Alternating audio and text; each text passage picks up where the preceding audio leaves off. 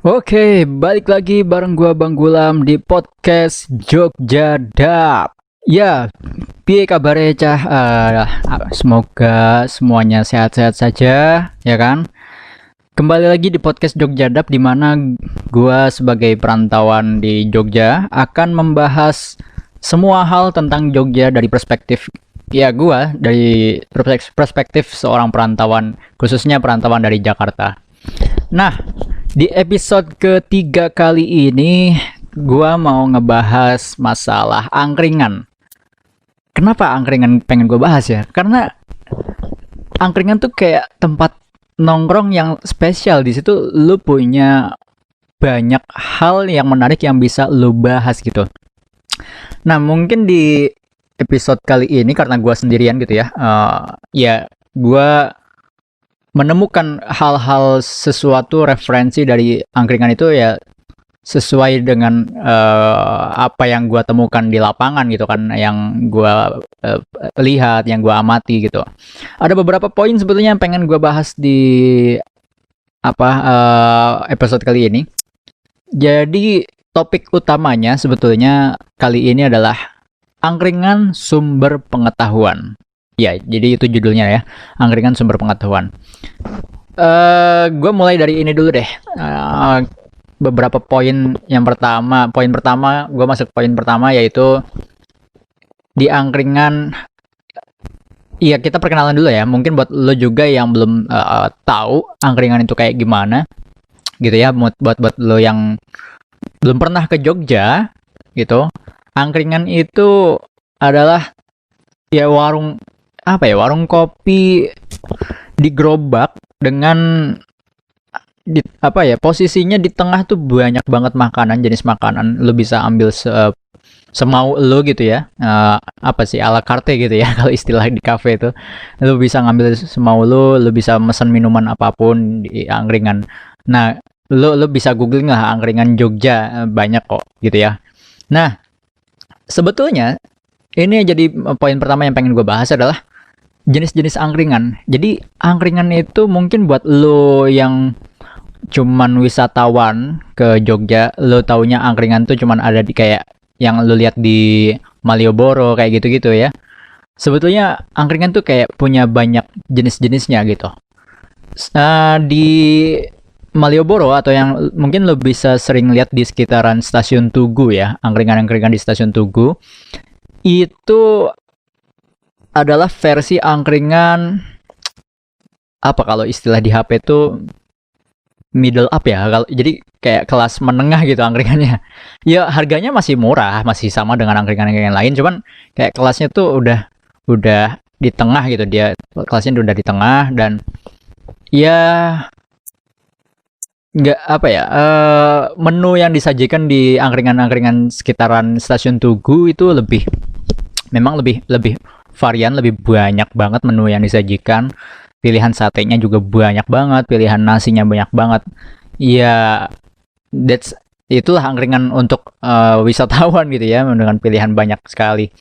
Tapi kalau lu coba keliling-keliling Jogja, kota Jogja, lu akan menemukan gaya-gaya angkringan yang berbeda-beda. Kalau di sekitaran Tugu, lu lihat mungkin angkringan itu pakai areng gitu ya untuk tungkunya. Tapi beberapa angkringan yang lain udah malah meninggalkan arang gitu. Tradisi tungku dengan arang itu udah mulai ditinggalkan, udah semenjak ada gas 3 kilo gitu ya, gas melon. Banyak juga yang angkringan sekarang tuh pakai gas 3 kilo. Nah, biasanya sistem angkringan itu adalah dagangannya itu kan dagangan barang titipan ya.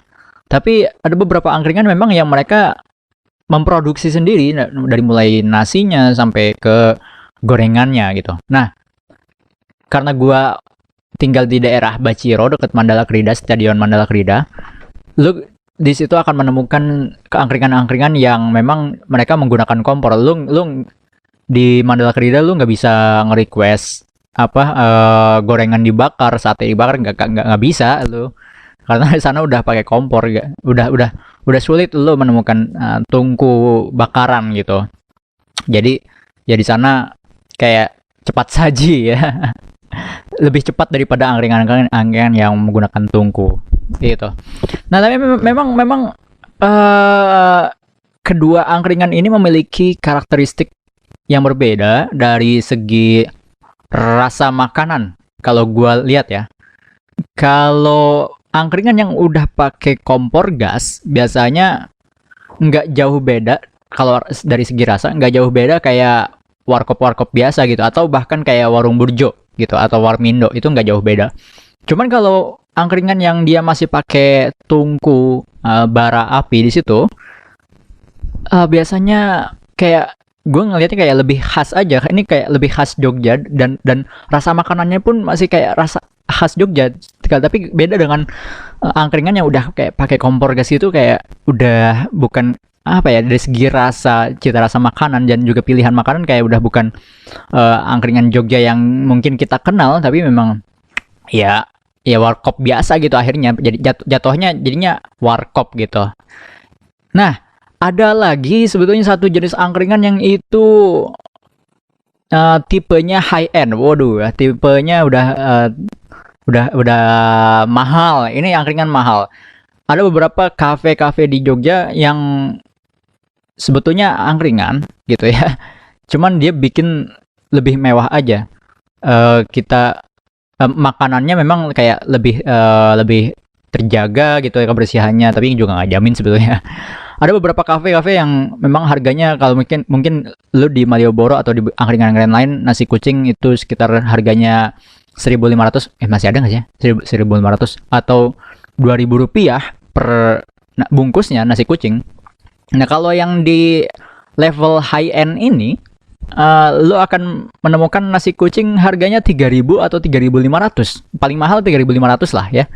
Jadi satu bungkus nasi kucing dengan porsi yang sama dengan angkringan-angkringan di jalanan sana gitu, yang di PKL, pedagang kaki lima tipenya, itu lebih mahal sedikit ya. Gue mungkin ya mewajarkan itu karena gue rasa ya buat bayar pajak restoran ya, ya kan. Kalau yang di trotoar gitu kayak gitu di pinggir jalan ya paling bayar pajak. Nggak tahu sih bayar pajak ilegal apa ilegal sih, gue nggak tahu ya. Ya kayak di angkringan di Mandala Krida mereka ada sertifikatnya sih, ada suratnya gitu, untuk kayak apa, surat untuk izin berjualan di trotoar itu ada dari pemerintah kota, itu ada. Gua dia di Mandala Krida tuh dia dipajang tuh di angkringannya ada surat, kayak surat izin gitu. Nah, ya gak tahu ya mereka bayar apa, pajak apa upeti kalau kayak gitu. Gak tahu dah. Nah, kalau yang di high end level ya gue wajar dengan harga mahal ya. Ya apa ya, buat bayar pajak restoran dan sebagainya. Kafe yang namanya juga udah bentuknya kafe ya kan. Itu beberapa jenis angkringan. Jadi ada jenis angkringan yang, oh iya, ngomong-ngomong juga angkringan gerobaknya juga ada perbedaan. Ada dua jenis gerobaknya. Ada yang kalau lo lihat yang di mana, yang di sekitaran stasiun Tugu, itu gerobaknya gerobak pikul ya kan, yang gerobak pikul kayak gitu. Berbeda dengan angkringan-angkringan di luar daerah Tugu, apa, stasiun Tugu itu angkringannya kan gerobak ya banyaknya, jadi rata-rata malah gerobak itu. Jadi ada sih beberapa yang sebetulnya masih kayak angkringan pikul gitu. Itu kayak gue nemu di Jalan Gejayan ada satu kalau nggak salah ya. Ada satu angkringan yang apa, gerobaknya gerobak pikul kayak gitu. Terus ya banyaknya di dekat stasiun Tugu sih emang. Dan di yang lain-lain ya gerobaknya gerobak dorong kayak gitu. Kadang gue juga nemu nih di apa, timur Mandala Krida tuh ada penjual angkringan. Malam-malam ya bukanya. Terus dia itu sebetulnya daerah asalnya tuh bukan agak jauh, emang jauh, gila. Rata-rata banyak pedagang angkringan, tempat si gerobaknya atau mungkin rumahnya dia itu jauh dari spot dia berjualan. Dia harus ngedorong gerobak dengan isi-isinya loh, bayangin. Dengan isi-isinya dia ngedorong sebanyak itu. Lo tau lah, satu malam angkringan jualannya itu bisa banyak banget yang dia bawa di dalam gerobak itu. Nah, gue ngeliat beberapa penjual angkringan itu jalan jauh coy, jalan jauh sampai ke spot dia jualan gitu, dengan isinya yang banyak banget gitu. Berbeda ya dengan mungkin berbeda dengan penjual-penjual apa ya, pecel lele kayak gitu. Ya dia bawa gerobak dulu terus abis itu baru dibawa bahan-bahannya pakai motor lah atau mobil gitu kan. Ini enggak coy. Ini beberapa penjual angkringan, salah satunya yang sering ya jadi langganan gue sejak SMP di sebelah timur Mandala Krida. Itu dia ngedorong gerobaknya dari jauh, nggak tahu dari gue sering ngeliatnya sih dari daerah UIN gitu ya, daerah situ dia ngedorong sampai ke Mandala Krida. Itu kan lumayan coy dengan banyaknya barang bawaan dia gitu. Nah, bicara tadi gue sempat nyinggung ini ya, angkringan buka malam. Nah, dulu itu namanya angkringan itu identik jualannya tuh malam. Iya. Nah, nggak tahu kapan dan nggak tahu sejak kapan sejarahnya angkringan mulai jualan siang.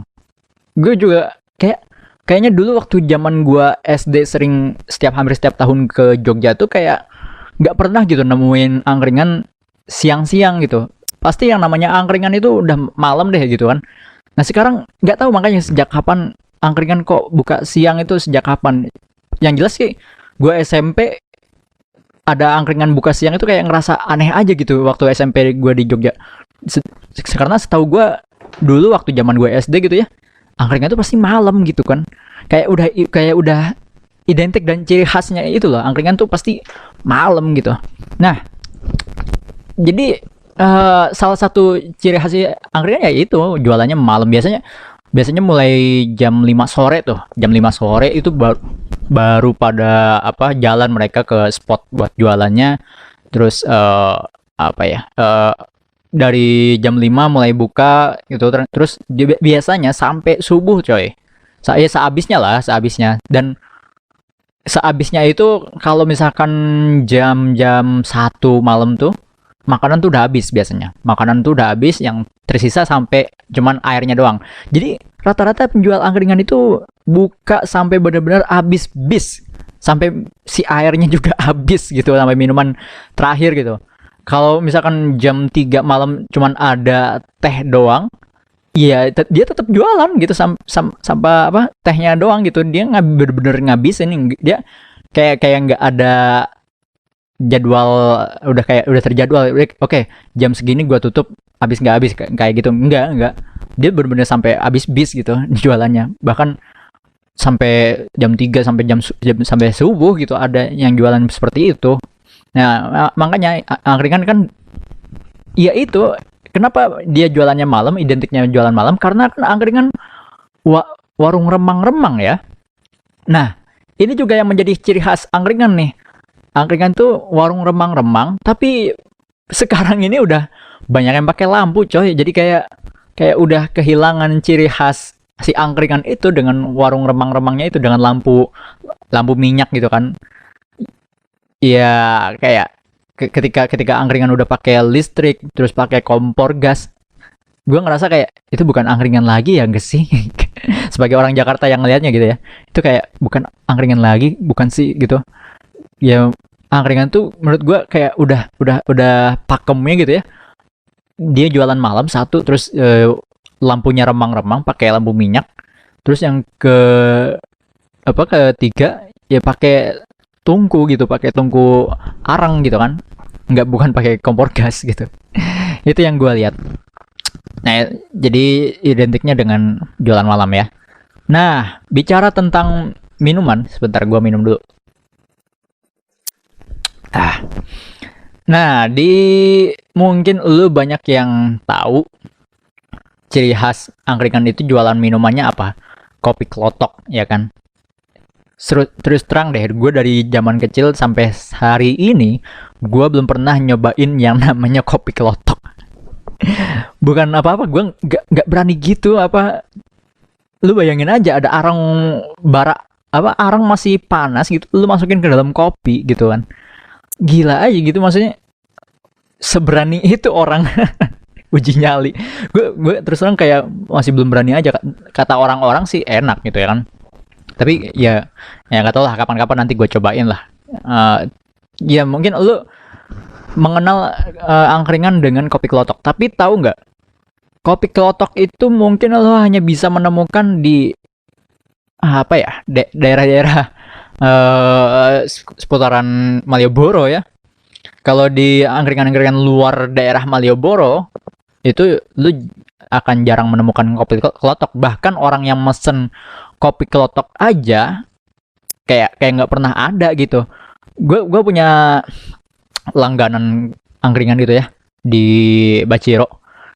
Kayak seumur umur gue langganan ke dia, kayak belum pernah ada orang yang mesen ke dia itu kopi kelotok gitu. Ya kopi aja biasa gitu, kopi biasa, kopi hitam gitu, nggak ada pakai arang-arangan, meskipun dia dia menggunakan tungku arang gitu kan, tapi kayak dia nggak pernah bikin kopi kelotok tuh. Malah malah eh di angkringan-angkringan di luar daerah Malioboro ya, itu yang menjadi ciri khas minumannya adalah teh teh nasgitel namanya, panas lagi kental gitu. Nah, kayak teh yang lagi gua minum ya, kayak teh yang lagi gua minum itu adalah sebenarnya gua ini bikin teh ngeracik. Aduh, nah ini juga yang menjadi ciri khas angkringan-angkringan ya. Gua nggak ngerti deh, kok bisa ya angkringan-angkringan itu ngeracik teh itu bener-bener kental, terus aromanya tuh beda. Jadi, nah ada pernah gue denger satu rahasia dari penjual tehnya. Dia jadi ketika dia bikin teh, yang ini yang ngebeberin rahasia yang menurut gue dia sebetulnya nggak ahli-ahli banget dalam meracik teh. Kayak ini penjual angkringan pemain baru gitu. Nah menurut dia tehnya yang kental itu adalah sebetulnya campuran bahannya. Jadi kalau di Jogja itu ya ada teh captang sama satu lagi apa gitu, poci apa-apa gitu. Jadi dia dicampur jadi kan setiap setiap brand teh itu punya ciri khas masing-masing dari segi aroma, rasa dan macam-macamnya. Nah, dia coba campur itu dan itu semakin membuat racikan tehnya semakin enak gitu. Nah, jadi malah malah di luaran daerah Malioboro ya itu nasgitel itu panas lagi lan kental gitu kan. Itu yang menjadi ciri khasnya. Jadi pasti kalau dulu ya gitu, orang tuh pesen ke angkringan tuh pasti nasgitel gitu. Kayak gua ya kayak nggak pernah denger orang selalu pesen kopi kelotok nggak ada, tapi kopi aja gitu. Dan bahkan nggak pakai si bara apinya, nggak pakai apa arang gitu. Yang itu yang di luar daerah Malioboro. Jadi ya menurut gua buat lu yang apa ya wisatawan, lu perlu cobain angkringan yang di luar daerah Malioboro. Lu kudu nyobain karena ada sedikit perbedaan antara angkringan-angkringan yang di sekitar Malioboro dan juga yang di luar. Gue saranin carinya yang masih pakai tungku areng gitu ya, jangan yang udah kompor gas. Itu mah ya, tadi gue bilang itu mah kayak warkop aja gitu. Jadi itu yang kok minuman spesialnya. Dan yang pasti kalau ngomongin makanan spesial ya udahlah Pak, siapa yang nggak tahu nasi kucing ya kan, nasi secentong, kayaknya juga nggak nyampe secentong kali ya. Ya nasi secentong terus dikasih, nah biasanya pasti dua deh pilihannya kalau jadi dulu tuh ya pilihan nasi kucing itu cuma dua pilihan. Satu itu pilihan yang pertama adalah nasi orek kering atau tempe kering gitu ya. Dan yang kedua adalah nasi sambal. Udah, nggak ada lagi pilihan yang macam-macam. Kayaknya pilihan yang semakin varian itu kayaknya baru-baru aja gitu di era-era, mungkin belum kayak nggak ada, belum ada ya 10 tahunan mungkin ya. Kalau dulu mah zaman gua kecil gitu kayak belum pernah nemuin itu pilihan sampai macem-macem gitu. Isi si nasi kucingnya gitu. Sekarang mah dia udah macem-macem isi, bahkan sampai nasi goreng gitu. Nasi kucing tapi nasi goreng gitu. Bingung. Ya maksudnya kemasannya aja yang sama dengan apa bungkusannya gitu, ukurannya sama kayak gitu. Cuman ya itulah. So menurut gua untuk minuman spesial ya kopi kelotok dan nasgitel, dan makanannya ya nasi kucing udah pasti. Terus ini yang mau gua apa ya, topik pentingnya yang dari angkringan. Kalau tadi kita udah berkenalan sama angkringan, wah 20 menit ya. Kita berkenalan dengan angkringan. Ini adalah topik terpenting yang ada di angkringan. Yaitu adalah angkringan sumber pengetahuan. Yes, sumber pengetahuan. Lu kalau nongkrong angkringan cuman di sekitaran Malioboro, buat lu yang orang luar Jogja ya, ya lu nggak dapet ilmunya, lu nggak dapet ilmu apa-apa, ya kan? Penjualnya sibuk buat ngelayanin apa, pembeli yang rame banget, nggak, lu harus ngangkring. Nah, istilah keangkringan atau mengunjungi angkringan itu ngangkring namanya. Lu harus ngangkring di angkringan-angkringan di luaran daerah tempat wisata gitu, atau Malioboro.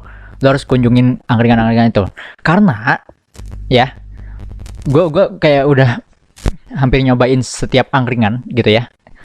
Pasti setiap gue ngangkring itu pasti selalu punya obrolan-obrolan yang menarik gitu ya, dibahas dengan penjualnya gitu. Ya gue punya langganan lah di Baciro, Jogja ya. Namanya angkringan Pak Egle atau Pak Egle. Gue nggak tahu sebenarnya nama aslinya apa, gue juga nggak tahu. Nah, angkringan si Pak Egle ini, dia itu sumber pengetahuan coy, wawasannya gila, luas banget Pak Egle ini. Jadi kayak Pak Egle dan juga satu lagi, sebenarnya di angkringan itu penjualnya ada dua, ganti-gantian gitu. Satu Pak Egle dan satu lagi Pak Moh gitu. Sekarang Pak Moh udah nggak jualan coy, udah pindah ke kampung halamannya jadi jualan mie ayam. Udah sayang banget ya. Nah, Pak Egle dah, Pak Egle ini, atau mungkin orang-orang banyak yang kenal adalah angkringan koboi, karena Pak Egle itu sering pakai topi koboi. Nah, Pak Egle itu dia punya wawasan yang bener-bener luas deh.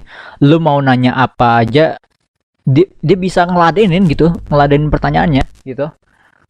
Kayak gue kalau sama Pak Egle ya, gue sering ngobrolnya kayak masalah budaya di Jogja kayak gitu-gitu, budaya pewayangan, dan bahkan dia juga sampai kayak up to date juga tentang tentang teknologi, meskipun dia tidak menggunakan barang itu, barang teknologi yang sekarang, dan dia tidak menggunakan smartphone, masih menggunakan fitur phone ya. Nah, gue nggak ngerti ya kenapa Pak Egle ini punya wawasan yang begitu banyak. Gua rasa nih, karena Pak Egle itu melayani banyak orang dengan berbagai macam latar belakang. Nah, itu juga sebetulnya yang gue lihat dari pedagang-pedagang angkringan yang lain gitu ya. Nggak cuma di tadi langganan gue aja Pak Egle gitu, tapi di luaran sana gitu ya, para pedagang angkringan tuh pasti begitu. Lu harus jangan duduk lesehan kalau mau dapat ilmu dari pedagangnya. Lu harus duduk satu di kursi yang di apa, di gerobaknya itu, lu harus duduk di situ supaya dapat ilmu. Lu sambil ngopi kayak sambil ngeteh di situ, ngobrol-ngobrol ngalor ngidul. Meskipun ngobrol-ngobrol ngalor ngidul, tapi di situ ada pengetahuan yang bisa lu petik dari si pedagangnya gitu. Ya, itu sih menurut gua apa ya, salah satu kekerenan pedagang angkringan di Jogja. Yang ini yang menurut gue ini yang membedakan pedagang angkringan atau angkringannya itu sendiri dengan warung-warung kaki lima yang lainnya. Cuman di angkringan lu bisa ngobrol tiktokan gitu ya, tiktokan bukan tiktok sosial media, maksudnya ngobrol kongkow tiktokan dengan pedagangnya itu bisa kayak lama banget gitu kan. Lu bisa ngomongin A sampai Z gitu sama setiap pedagang angkringan. Nah, kayak gue ya beberapa kali lah, bahkan kayak sebetulnya pedagangnya itu sendiri yang kayak memulai obrolan gitu, sangat menarik gitu kan. Buat apa ya, buat penambahan wawasan. Nah, di kalau gue di langganan gue ya, kalau di langganan gue biasanya kalau ngobrol sama Pak Egle itu bisa dari obrolan ringan seputar masalah hidup gitu kan, sampai ke yang hal-hal berat gitu. Itu juga bisa dia timpalin gitu. Gue juga aneh gitu kan. Nah, selain dengan si pedagangnya, kita juga bisa apa ya, di angkringan tuh kita bisa mengamati semua orang dari berbagai latar belakang gitu. Kalau di angkringan langganan gua, di Pak Egle tadi ya, di situ tempat nongkrongnya semua kalangan. Jadi kayak di angkringan tuh udah kayak nggak ada lagi apa sekat-sekat strata sosial gitu, udah nggak ada. Di angkringan tuh kayak dari yang mulai kere banget kayak gua sampai yang kaya banget ya nongkrong di situ gitu. Sampai bos agensi gitu ya, di daerah Bacero kan ada beberapa agensi ya, ada agensi model, agensi fotografi, ada beberapa, banyak lah, ada banyak agensi. Dan jadi di situ tempat nongkrong, sampai bosnya agensi pun di situ nongkrong dan berbagi ilmu gitu. Sampai dari tukang beca, iya di situ. Dan apa ya, mereka tuh melebur di dalam ngangkring itu. Jadi ngangkring itu meleburkan strata sosial yang kita punya gitu akhirnya. Itu yang gue lihat gitu. Dan kayak obrolan mereka tuh saling nyambung sana sini. Dan sekarang ini karena udah rame ojek online ya sejak beberapa tahun ini, setiap angkringan pasti jadi tempat melipirnya para ojekers, apa ya istilahnya, driver ojek ya, driver ojek, tukang ojek lah itu. Jadi tempat melipirnya tukang ojek di situ, wah banyak banget yang hal-hal bisa diceritakan. Wah gila loh kalau lo nongkrong di angkringan dan ketemu driver ojek, terus di situ ada bos ngobrol, di situ ada juga tukang beca, pedagang angkringan sendiri, terus gua yang juga mungkin orang ya orang biasa gitu. Itu kita saling sharing ilmunya tuh, sharing wawasan gitu ya. Itu sangat-sangat menarik gitu di situ. Dari mulai keluhan-keluhan driver ojol yang kayak apa, hari ini nggak tutup poin, terus hari ini sepi penumpang, kayak gitu-gitu. Itu kayak udah jadi obrolan yang seru gitu di angkringan tuh gitu. Dan dengan bos-bos juga, bos yang jadi angkringan kayak jadi tempat sebenarnya kayak tempat curhat. Ada bos-bos yang curhat dengan masalahnya dia di kantor kayak gitu-gitu, dia curhat. Ya menjadi seru gitu. Ya pada akhirnya semua melebur di angkringan. Ya itulah yang menurut gua yang bisa gua bahas gitu dari angkringan. eh dengan apa ya? Ya, so my final, jadi kesimpulan gua, konklusi gua dari pembahasan ini adalah angkringan itu sumber pengetahuan, angkringan itu sumber ilmu, tidak ada sekat strata sosial di angkringan. Lu siapapun lu ngangkring ya akan menjadi sama siapa aja, iya, siapapun lu, backgroundnya apapun lu, latar belakangnya lu akan sama di mata pedagang angkringan. Maksudnya bukan di mata Tuhan tapi di mata pedagang angkringan lu sama aja gitu. Gitu ya. Ya udahlah segitu aja. Thank you yang udah mau mendengarkan podcast kali ini dengan cerita gue yang ngalor ngidul, yang tidak tertata rapih juga obrolannya. Ya semoga bisa menemani setengah jam lu sambil kerja kayak sambil gabut, ya silahkan mendengarkan. Lu juga bisa mendengarkan podcast gua 2 episode sebelumnya. Gua ada bahas tentang warung makan Indomie atau Burjo, dan satu lagi tentang apa ya, gue lupa. Lu lihat aja lah di Spotify ada, dan di YouTube juga tersedia.